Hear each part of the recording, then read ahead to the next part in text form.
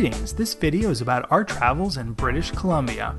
On the first night, we flew into Vancouver, Canada, and then the next morning we went back to the airport and took a shuttle ride over to Victoria. This ride consisted of several buses and a ferry that was about an hour and a half. The ferry was comfortable and the views were really nice.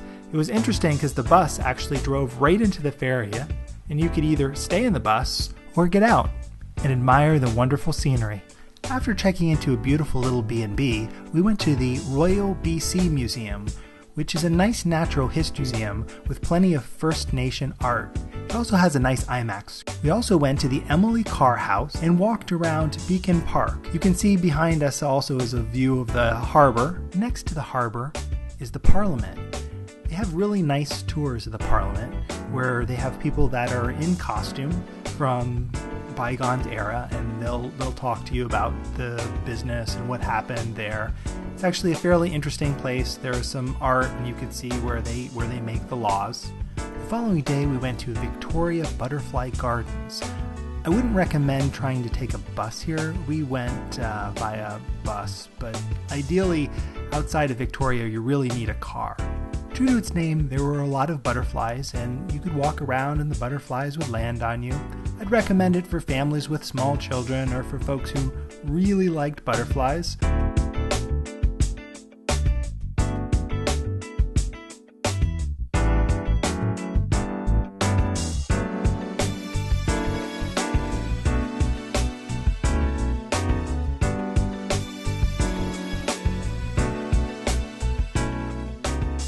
One activity that I would recommend for anyone that was going to British Columbia is to go to Bouchard Gardens. It's really fabulous. Even if you are not an expert in flowers, it is very interesting and colorful, and will teach you a few things. According to their website, they have been in existence for over 100 years. I believe it's a private garden, and they have about 1 million visitors a year. You can really tell why they have 1 million visitors a year. It's very well done. And they put on music, and they have all sorts of activities at the garden. Marla and I also took a boat tour of the Sound. Here, our guide was showing us prawns, and you could see us traveling across the water. There were seals and all sorts of other marine wildlife. You could see some fish, and there were these purple starfish that were very interesting. You could see them ashore, and you could also see them in the water. The other thing you would see are these, I think they were called sand crabs or something, and they would go sideways when we were on the beach. It was a nice side trip, and they had diving and other activities which you could do too. On the way back, the ferry had a Canadian version of a park ranger which would tell us about the estuaries and the wildlife in the area. Vancouver is one of the most walking and bike-friendly cities in North America, and as such we chose to walk around for most of the time.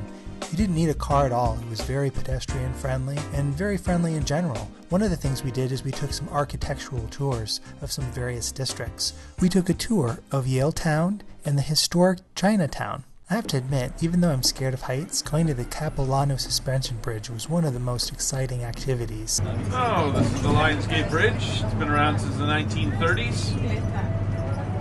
Connects downtown Vancouver and the cities of West Vancouver and North Vancouver. It was actually built by the Guinness family of Ireland, the same ones that make the beer. They purchased 7,000 acres of land on the left for about $40,000, and in order to develop it, they needed to get people easy access from the downtown core into that area. So they asked the city if they could build it. Eventually got permission. They built it for about $6 million, and it's been going strong ever since. Welcome to the Cayaplano area. Cayaplano is a Spanish word, and it means beautiful river. They'll refer to them as being protocol, but we refer to them as being story pole or house pole.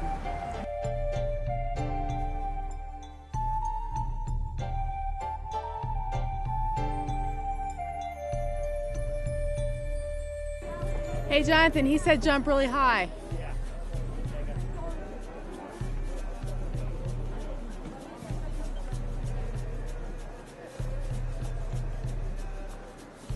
Hello! Jonathan!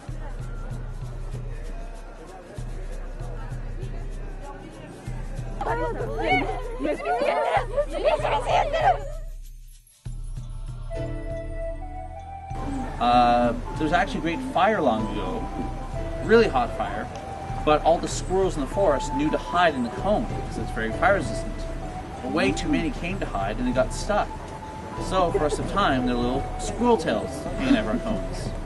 Or so the First Nations legend goes. I asked you if you've ever been sprayed by one, or at least smelt it. However, if you take a whiff, I don't smell anything. You're actually very lucky today. Do you see the yellow flowers in the sign there? They produce the smell to attract insects during the spring, but by May, they disappear, leaving just a very large leaf, in fact the largest leaves you'll find in British Columbia, and no smell left for us. They eat the roots of the plant after a long hibernation. Now what that does, it cleans out their system, gets things moving again. So as you can tell, not very tasty. If you did want to try it, the washrooms are just up there.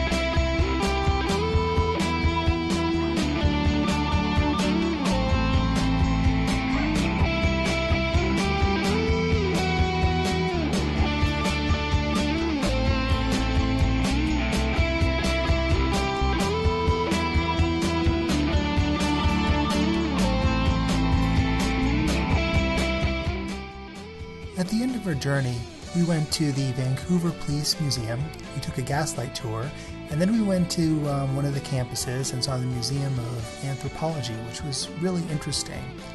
To sum it up, Vancouver has about 2 million people, maybe 600,000 actually in the city. And it's a fabulous city. It really ascribes to be a modern metropolis and does a lot of things really well. A lot of fun places and a lot of interesting people.